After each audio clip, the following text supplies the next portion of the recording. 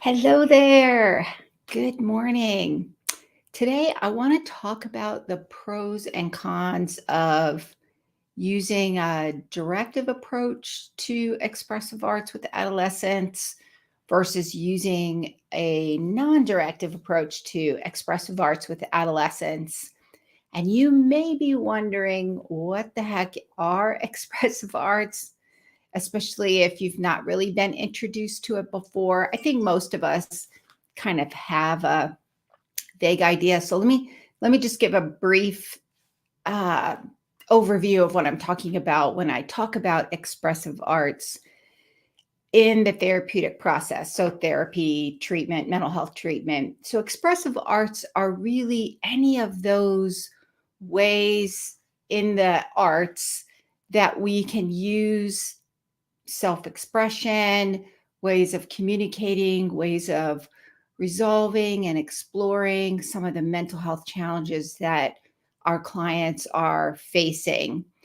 And it can be art. I think most of us think of art when we think of expressive arts. It can be Santre, it can be music, it can be dance and music, drama, poetry, all of those ways are artistic and creative ways of self expression. And I like to think about using expressive arts because I'm a play therapist. I like to, the way that I ground the expressive arts that I like to use is by accessing the therapeutic powers of play. So, communication, access to the unconscious, creative problem solving, cognitive restructuring, relationships, attachment, all of those kinds of things that children can access through play. So, in play therapy, we use that therapeutically to help our clients. And when we're working with adolescents, play doesn't always necessarily work, play based behavior. So, play therapy is considered an expressive arts as well. So, with adolescents, I found that it's really helpful to go about it in another way. And for me, using the other types of expressive arts and helping my adolescent clients access that through those therapeutic powers of play has been really, really, really helpful. And in fact, I often make my adult clients do that as well. So that's what I want to talk about today. What are the pros and cons of the different ways, either the directive approach or a non directive approach? And does it even matter? So, if you're joining me live today, go ahead and post your name in the comments. I would love to see who's here, where you're from. Do you work with adolescents? Are you using expressive arts? What kind of expressive arts are you using? So, go ahead and post your name and let's see who's here today. Let's get started. So, I'm Kathy Spooner. I'm a licensed clinical social worker and a registered play therapist supervisor here in the United States with almost 30 years experience working in the mental health field with children, adolescents, and families. Prior to that, I was in special education. I taught children with emotional problems. And I love using play therapy and expressive arts with my clients. I was first introduced to play therapy back in the mid to late 1980s when I was a special education teacher, and I've been a fan of it ever since. So, if I go live every Wednesday at 7 a.m. Pacific time here in the United States, so that's Los Angeles, um, Las Vegas time, which is also 10 a.m. on the East Coast. And I believe it's 3 p.m. there in the UK. So I go live every Wednesday and talk about all things play therapy and expressive arts. Lately, I've been talking about expressive arts and using expressive arts with adolescents because it is one of my favorite ways to work with adolescents. So, I'm excited So we have Mandy from the UK. Welcome, welcome, welcome. Mandy, do you work with adolescents? Are you in the mental health field? And are you using expressive arts? I'd love to hear your feedback about that. We also have Dr. Michelle Phillips, who is from the UK. Oh, I love having art therapists when I have these conversations. Predominantly working with adolescents, yes. So, and I always like to give the disclaimer: I am not an art therapist. I use art therapeutically, and I access those through the therapeutic powers of play. I like to make sure to mention that because art therapists, you guys go through a tremendous amount of training and do some really cool things as well. So, welcome, welcome, welcome. So, what are the pros and cons of using directive versus indirective? And does it even matter? It actually, in my opinion, does matter. And here's why: because I don't think it's helpful to take a one size fits all approach to working with our clients. And that includes a one size fits all approach when we're using expressive arts, including play therapy. So what's the difference? So a directive approach is when you, the therapist, are directing the process. You're taking charge. You're telling what the activity is going to be that you want your client to use. And non-directive is essentially your client is leading the process, and they're leading the process using the expressive arts modality that you have available in your office. So there are different ones. I like to have a lot of art. I love using poetry. I do have some musical instruments. I am not musical, and I love to see what my clients do with that. So that's really cool. I'll also use YouTube a lot with the adolescent clients. So, and that's usually when I'm doing more directive. So we also have another LinkedIn user, play therapist using expressive arts. That's awesome. Ages 4 to 17. That's awesome.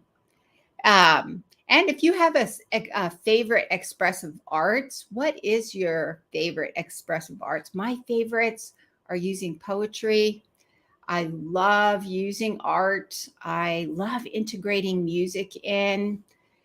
If I felt more confident, I would love using drama therapy. To me, we did a little bit of that in a residential program where I worked.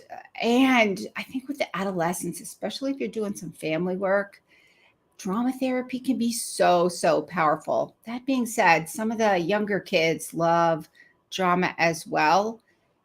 So I think it can be really effective that way. Oh, Dr. Michelle Phillips says clay. Yes, clay. Clay's awesome as well. I don't do the firing because I don't know how. I would love to learn how to do that, though. I think that would be really, really, really cool. And for those of you who are kind of more like me in terms of my skill with art, meaning the wide variety of, you can use the air dry. It's not nearly as permanent as when you do the other types of clay where you fire it. It's a little more sturdy when you're able to fire it. And the younger kids still love using clay. You could do so many different kinds of things with clay. It's so sensory. It's so cool. So yeah, all of these are different ways of using the arts and using them therapeutically with your clients. And so when you have all of these available, and you're going to figure out which ones you're more comfortable using, and you're going to have those available in your office. And so when you have those different types of modalities, different expressive arts modalities, then the other thing that regularly I find is important to think about is, are you going to use a directive approach or a non-directive approach? And there are definitely pros and cons for each of those. So with a non-directive approach, you're essentially allowing your client to take the lead. They see what you have available in your office, and they're taking the lead and doing what they need to with that. So one of the pros of that is it really allows your clients to start right where they are, and they can access what they need to access in that moment and process in that moment. So it's much more individualized, and the underlying belief is given the free and protected space, your client will naturally move towards healing and wholeness, and you go at their pace. So it also allows your client to take ownership of their self-expression process so that they can create that sense of empowerment in the healing process as well. And there aren't any limits to what they can do. You're essentially creating that space where anything is possible. They can do what they need to. There's no wrong or right way to do it. However they do it is exactly the way that they need to do it, which can be really powerful for them and can really help them go much deeper into their healing process through that self-expression. So the nice thing about all of the expressive arts versus talk therapy is you're really using your that like whole sense of self, your all of your sense, you're using all of you, you're using sensory access and processing things that don't necessarily need to be processed verbally, where you have access to your cognitive levels of your brain, those cognitive areas where you can nicely articulate or even poorly articulate. Sometimes it's hard for clients to use words, and they can get so much further along in their process if we allow them a nonverbal way to do that. Because sometimes even adults don't always know when you ask them something. I can't tell you how many adults that I've worked with and I've said, how do you feel about that? And they'll look at me like, I have absolutely no idea. But if I give them access to the sand tray, or if I give them access to art, then they can show me. They can do it through that process.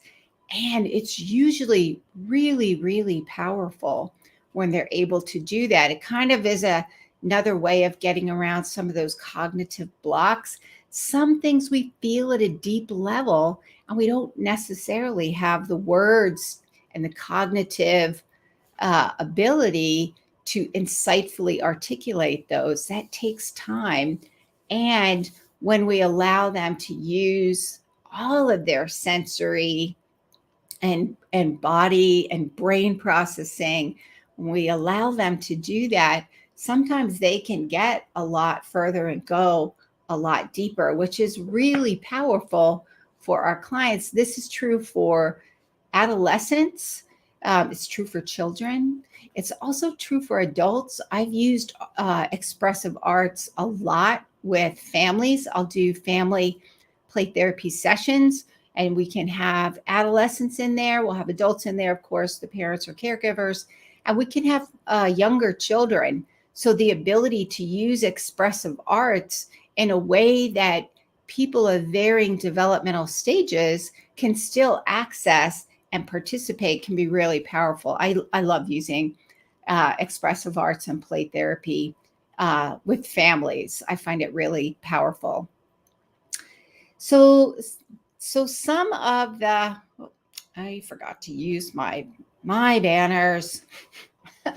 There we go. For good measure, we just went over the pros for non-directive expressive arts. So now there are a couple of cons about non-directive. Sometimes in the beginning, if we just have the expressive arts materials available, and we essentially just say, do whatever you feel you need to do, sometimes that can be overwhelming initially for our clients, and they feel that burden to perform. I know most definitely I've had that experience with the adolescents that I've worked with, as well as adults. And sometimes that can feel like it's overwhelming and they're not able to engage. In fact, the other thing that can happen is because they can get overwhelmed initially, it can be very frustrating for them to get started. They'll feel judged. We're asking them to be vulnerable. And so sometimes this can make them feel much too vulnerable in a way that doesn't feel safe for them to do that. And so they may need a little more structure to help them engage in the therapeutic process, especially in the beginning. That's what I found. And because that may be overwhelming and they may feel that pressure to perform, it might activate a lot of shame for them, which can be really overwhelming and make that process feel unsafe right from the get-go. Um, so I've found it, especially for adolescents and adults, first I need to talk with them to establish that relationship with them, create that sense of safety and security in the therapeutic process. And I need to do that through talking to them first. And then what I found is some of the pros for using a directive approach, like, for example, here would be a directive approach that I might use in the initial stages if I'm working with an adolescent. And let's say maybe this adolescent parents had divorced and they're kind of high conflict divorce. Maybe it's been a couple of years and it's still been really stressful for them, or maybe it's only been a couple of months. One of my favorite ways to use art therapeutically with the kids that I work with, I'll use this one with children as well, I'll use it with adolescents, is I call it a before and after picture. So I usually use the 11 by 17 size paper, and I'll fold it in half. And on the top left side of the paper, I'll write before. And on the top right side of the paper, I'll write after. If it's an adolescent, I'll have them write it. And then the directive that I'll give is, can you draw what life was like before your parents got a divorce and what life is like now after your parents have gotten a divorce? This is a really good way to process grief as well. So grief through divorce, also the death of a loved one or a significant change, like they've moved and it's been a significant move for the adolescent, and they're not dealing with it really well. So that would be a directive approach. It's really structured, and it can be really helpful to get them used to this different type of modality rather than the traditional talk therapy. Another one of the, so it does, so that another pro is that structure can help them engage more quickly and begin to risk vulnerability. And what I often like to do is I'll start, depending on my client, I find most of my adolescent clients, even the adults, need me to use more of a directive approach in the beginning. And then as they get more comfortable, I may just use more of a non-directive approach and let them do what they need to in the sessions using the art or Santre, or poetry or whatever expressive arts modality that we're using. So some of the cons would be that we might miss the pacing. Like I might give them a directive that doesn't necessarily meet them where they are and address what needs to be addressed. So I can miss something. I might go too fast. I might ask them to do something that is risking too much vulnerability. And that would create a sense of not feeling safe in the sessions. So that that could be one of the cons, is if I'm not really tuned in into what's going on with my clients. That's one of the reasons I like using a neuroscience and attachment lens in the treatment that I use. And I talk a lot about this. So I provide a lot of online trainings and supervision. So in my supervision groups, online supervision groups, consultation groups for mental health professionals who want to integrate play therapy and expressive arts into their work with children, adolescents, and families. That's my target population that I like to work with. Um, we do a lot of talking about that decision making, whether or not to use a directive or a non-directive approach. And I like to use a neuroscience and attachment lens, because then that to me helps me to have a theoretical framework to ground my treatment in, which includes using expressive arts. So if I'm tuned in and I'm using my resonance circuits and I'm reading my clients' cues of where they are, that's going to help me figure out where they are. It'll make my help guide my interventions more effectively.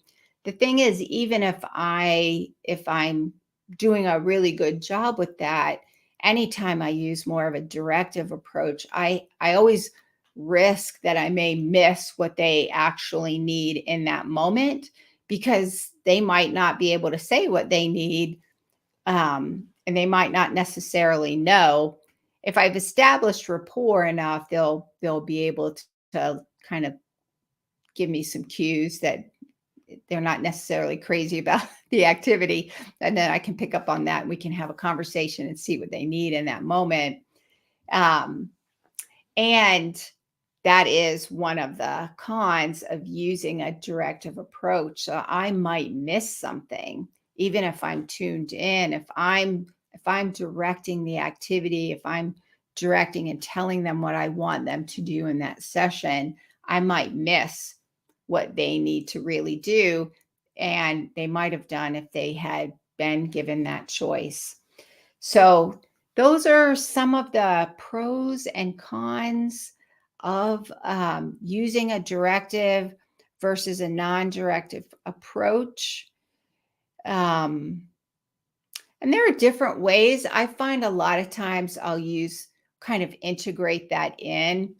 Um, like I said in the beginning, I will probably use more of a directive approach, and then we may slowly move to a non-directive approach. It really depends on what my clients need and what they find most useful. Especially if I'm using poetry. I think a lot of times in school, especially in high school, um, they're kind of used to getting graded on their work that they produce. They're kind of you say poetry, most of the kids that I've ever worked with will look at me like, "Oh, you want me to do that? What?" And then what I'll do is I'll use a directive approach. Like I may use a couple of lines from a Shel Silverstein poem, because Shel Silverstein is funny and he's kind of nonsensical. So I introduce in some of those playful elements to kind of loosen them up a little bit. And then I'll do some other things using poetry, that like I have a whole bunch of just words, and I'll have them pick some words and they can integrate those into the poetry. And they're always amazed at what they create. And that's the thing we have to keep in mind, I think. Anytime we're using expressive arts, we really are asking our clients to be vulnerable, especially in the beginning. So creating that safe and secure space is first and foremost, and that helps our clients to feel comfortable and be able to engage and be able to risk that vulnerability. So just kind of a recap, that there are benefits and negatives to using each type of approach, a directive versus a non-directive approach. And we really want to think about what our client needs, what's going to work best with them, in addition to what are we comfortable using, what modalities are we as the mental health professional, which ones are we comfortable using. um, I love using expressive arts in the play therapy process with my adolescent clients and even my child clients and my family, the families that I work with. I also feel more comfortable doing that because when I was going through the certification process to be a registered play therapist supervisor, I was supervised by an art therapist. So I found that really useful to kind of see how art therapists look at things. I've also done a ton of trainings, and talked to a lot of different professionals from the different expressive arts. And so there are ways in which I'm comfortable using that because I've been to the trainings, I've gone through the supervision. And so those are the ones that I'm going to make available in the in my office. And I also use the lens of helping my clients access the therapeutic powers of play when I'm using expressive arts. So that's really important to think about what you're comfortable with, um, what your client needs in the treatment process at that point in time. So, do they need a directive versus more of a non directive? And I always think it's important to kind of ground the work that we do in some kind of theoretical framework. So, like I said, I like using um, attachment theory and neuroscience. I also use a little Jungian formed. We can look at some of those archetypes of attachment. Those are my faves. Look at some of that light and shadow attribute around those. And we can explore some of how, especially with adolescents, self concept, their belief about themselves, others, and relationships, using some of that mentalization. And what are maybe some of those shame beliefs that they're having, or some cognitive distortions that they're having, some of those, how do they see themselves in the world and in their relationships, and or how are they navigating through that? Because if they're coming to me for mental health counseling, then the likelihood their mental health issues are creating some challenges during their adolescence is pretty high. And I found expressive arts to be a really helpful way to help them navigate through that process. So that is it for today. Thank you for joining me. It was awesome having you. Also, if you're interested, I actually have a free training. It is called let me pull up my little banner here. It's called The Magic of Using Expressive Arts in Play Therapy with Adolescents. It's a kind of an overview using a neuroscience and attachment lens with adolescents, the effectiveness of using expressive arts with adolescents. So if you're interested in that free training, it's recorded so you can access it anytime that's you're available from the comfort of your own home. You can find that on my website. I will also post a link in the comments below. Um, it was awesome having you here. Thank you for coming. All righty. So that is it for today, and I will see you next time. Bye for now.